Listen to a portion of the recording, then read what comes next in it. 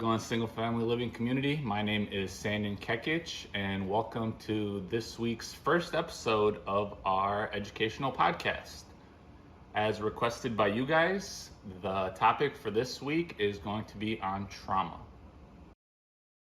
All right, so we're going to talk about what exactly is trauma, how do you notice the signs and symptoms, and then finally, what are the best ways to handle and manage the trauma and resources to reach out for help. So the question is, what is trauma?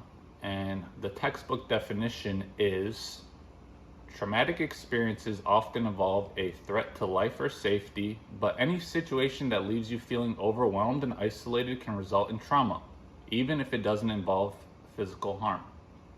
Emotional and psychological trauma is also a possible scenario. So trauma can arise from many different scenarios, and there's three different types I want to talk about. The first is a one-time trauma. This includes things such as an accident, an injury, or a violent attack, especially if this occurs during childhood or is very unexpected.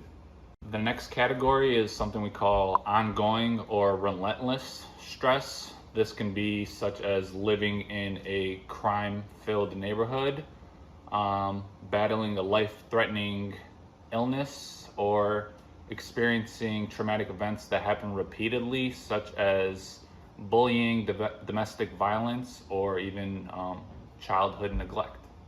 And then finally, the third category is what we consider commonly overlooked causes, such as having a surgery, especially in the first 3 years of life, the sudden death of someone close to you or a loved one, and maybe something like a breakup with a significant other can all cause trauma as well. So there have been multiple studies done on a nationwide level on trauma and the effects it has on childhood.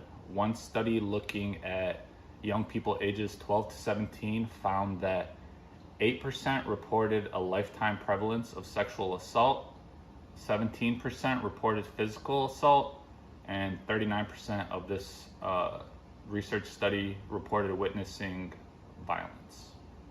All right, so now that we know a little bit about what trauma is, let's go into some signs of trauma. So the signs of trauma can vary from person to person. It especially varies in childhood, from child to child, with younger people reacting differently than older children. So let's get into specific signs for different age groups. We'll break this down into preschool, elementary age kids, and then middle and high school kids. So for preschool children, some common signs of trauma include fearing separation from their parents, crying and screaming a lot, eating poorly and losing weight, and having constant nightmares. So for elementary school children, some common signs include them becoming anxious or fearful, feeling guilt or shame, having a hard time concentrating, and having difficulty sleeping as well. And then finally, for the oldest and middle school to high school age children, common signs include feeling depressed or alone, developing eating disorders or self-harming behavior, beginning to abuse alcohol and drugs, and becoming sexually active. So the impact that trauma can have on a child goes well beyond childhood, and we have research that shows that child trauma can have effects into adulthood. Some research has found that children that survived childhood trauma experience learning problems in adulthood, including lower grades and more suspensions and expulsions. They found increased use of health services, including mental health services. They found also increased involvement with child welfare and juvenile justice systems. And finally, overall long-term health problems, including diabetes and heart disease. Now, finally, for part 3, I want to talk about how to support someone that has trauma, and if you have trauma yourself, just some quick tips on how to deal with it. So tip number 1, get moving. Trauma disrupts the body's natural equilibrium, and it puts you in a state of hyperarousal and fear. So by working out, you help burn off this extra adrenaline in your body, as well as releasing endorphins from working out that help you feel better. Um, a suggested amount is 30 minutes per day to work out or just exercise and move. You can break this up into one 30-minute session or 3 10-minute sessions throughout the day, depending on what your schedule looks like.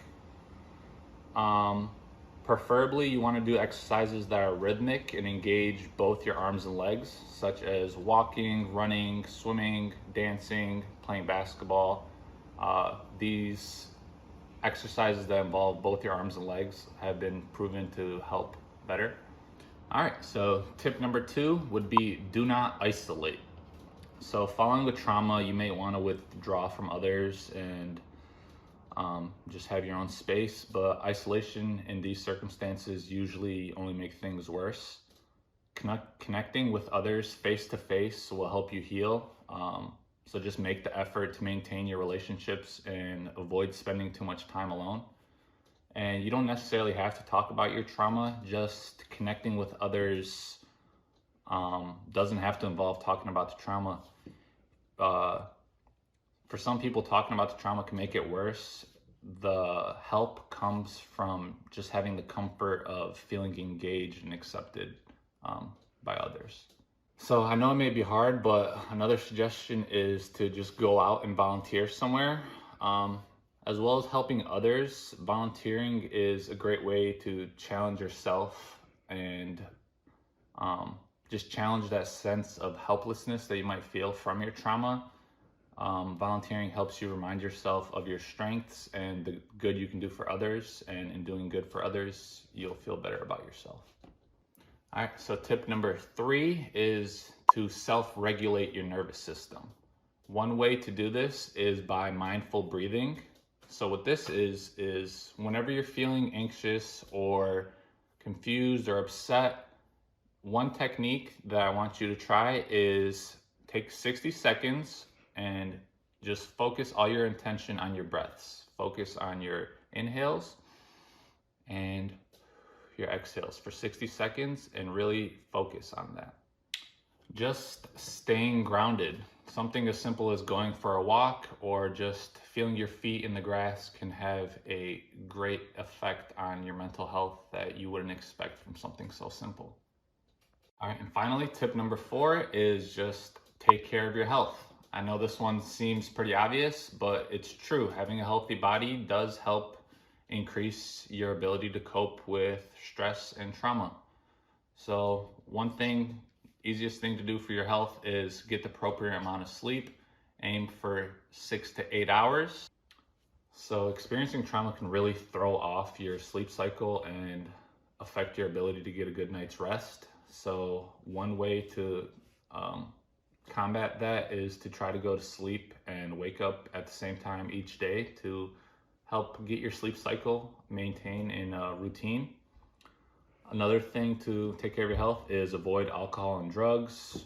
These substances can only worsen the symptoms of stress and trauma. And then finally, eat a well-balanced breakfast. Eating small, well-balanced meals throughout the day will help keep your energy up and stabilize your hormones so you're not feeling groggy or feeling a sugar rush. You want to maintain a nice equilibrium.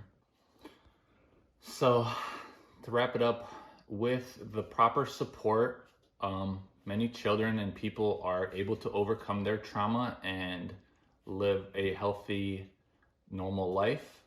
So what you as a family member or loved one can do to help someone going through trauma is 1, assure them that they are safe.